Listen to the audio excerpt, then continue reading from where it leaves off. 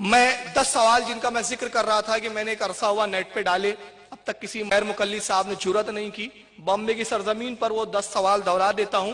اب وہ سوال 10 سے زیادہ تجاوز کر کے 100 ہوتے جا رہے ہیں. انشاءاللہ وہ 100 سوال کی کتاب پھر آئیں گی منظر عام پر. فی الحال یہ 10 سن لیں.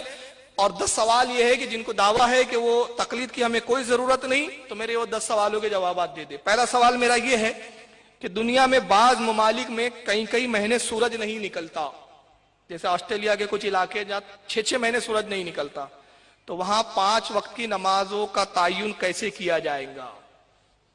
وہاں نماز فرض ہوں گی کہ نہیں ہوں گی؟ قرآن و حدیث سے ثابت کرے، امام کا قول نہیں ہونا. دوسرا سوال، چلتی ٹرین میں نماز پڑھنا جائز ہے یا ناجائز؟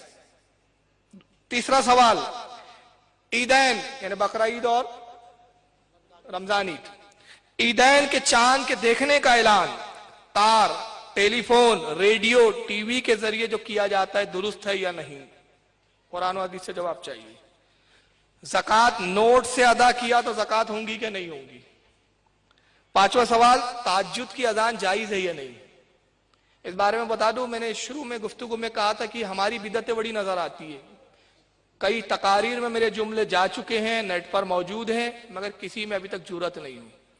مگر سعودیہ عربیہ جہاں پہ ان کا دعویٰ ہے کہ اسلام وہاں سے نکلا، وہ لوگ کیسے غلط ہو سکتے ہیں؟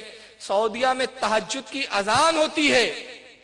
میرا صرف یہ ان سے گزارش ہے، اور میں ان سے گزارش ہی کر رہا ہوں کہ اگر ان میں حوصلہ ہو تو برائے کرم جواب دے کہ تہجد کی اذان کس حدیث سے ثابت ہے؟ رسول اللہ کے زمانے میں ہوتی تھی، خلفائے راشدین کے زمانے میں، ائمہ مجتہدین کے زمانے میں، تمہاری حکومت آنے تک کس زمانے میں ہوتی تھی؟ ثابت کر دو. تو تہجد کی اذان جو دی جاتی ہے سعودیہ میں، یہ جائز ہے یا ناجائز؟ چھٹا سوال میرا یہ ہے، سور کا گوشت پاک ہے کہ ناپاک؟ قرآن میں اللہ تعالیٰ نے کھانا حرام فرمایا، پاکی اور ناپاکی کا ذکر قرآن میں نہیں کیا. ان کو ثابت کرنا ہے کہ سور کا گوشت ناپاک ہے یا پاک. ساتواں سوال، کتا، بھینس، مرغابی، بغلا، طوطا، جھینگا، ان کا گوشت کھانا جائز ہے کہ ناجائز؟ قرآن و حدیث سے ثابت کریں.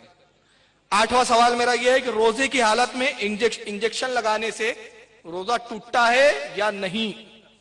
ثابت کرو قرآن و حدیث سے.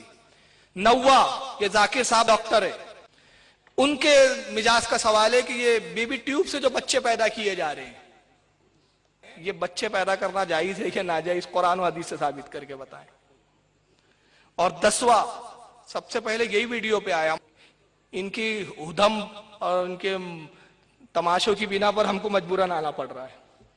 تو آپ لوگ جو ویڈیو پہ تقاریر بناتے ہیں، نیٹوں پہ ڈالتے ہیں، ویڈیو کی تقریر کرتے ہیں، یہ جائز ہے کہ ناجائز؟ قرآن و حدیث سے ثابت کر کے بتائیں. یہ 10 سوال ہے، فرما دیجئے اگر تم سچے ہو تو لاؤ اپنی دلیل. اللہ تعالیٰ سے دعا ہے کہ مالک کائنات ہمیں سمجھنے کی توفیق عطا فرمائے.